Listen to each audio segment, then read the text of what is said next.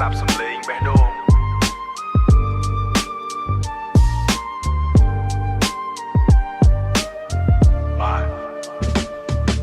អង្គុយលើកៅអីជួចាស់ក្បែរចិញ្ចើមថ្នល់ដីហុយដបជួគ្មានស្លាកយីហោតែមានកម្លាំងពេញក្នុងនឹងមិនមែនស្រាក្រហមថ្លៃដែលគេគំនឹងមិនស្រាក្រហមថ្លៃដែលគេអួតតាមបាទំនើបនេះជាទឹកដមដូនតាក្លិនជាប់ច្រមុះមិនងាយបាត់វាថ្លាដូចទឹកភ្លៀងតែដុតកម្ដៅដល់ក្នុងពោះមើលទៅមេឃខ្មៅងងឹតឃើញផ្សែងចេញពីមាត់ខ្លួនឯងមើលទៅមេឃខ្មៅងងឹតឃើញផ្សែងចេញពីមាត់ខ្លួនឯងរឿងរ៉ាវក្នុងសង្គមច្បុកច្របល់ដោយខ្សែកាបមានតែជាតិសនេះទេដែលយល់ចិត្តអ្នកក្រ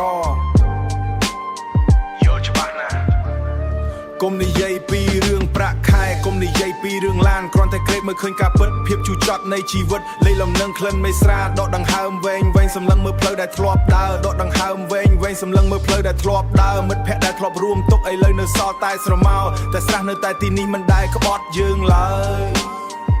មិនដែលក្បត់ផឹកមួយក្រាបទៀតស្រះបញ្ជាំងពីភាពស្មោះត្រង់ក្នុងចិត្តក្នុងបំកោដូចជាការពិត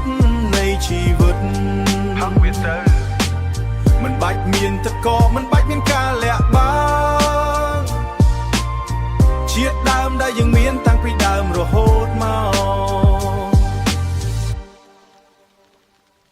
ជាតិដើមដែលយើងមានតាំងពីដើមរហូតមកមើលទៅពួកវាផឹកស្រាបទិស្ដកថ្លៃរាប់រយចង់បង្ហាញឋានៈតែក្នុងចិត្តនៅតែស្អាតកុំសួររកឆ្នាំផលិតកុំសួររកឈ្មោះក្រុមមហ៊ុនវាហូរចសៃឈាមដូចជាមេរៀនតស៊ូផឹកជាមួយទឹកត្រីម្ទេសខ្លែងនឹងត្រីងៀតខ្លោចនេះហើយជីវិតពិតគ្មានការសម្ដែងហួសហេតុពេក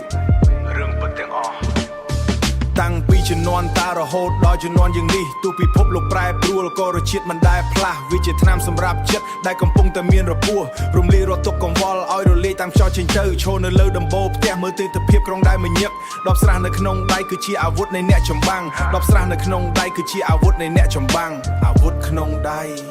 ជាដើមស្រះបញ្ជាំងពីភាពស្មោះត្រង់ក្នុងចិត្តដុតក្នុងបំកោដូចជាការពិតនៃជីវិតផឹកវាទៅ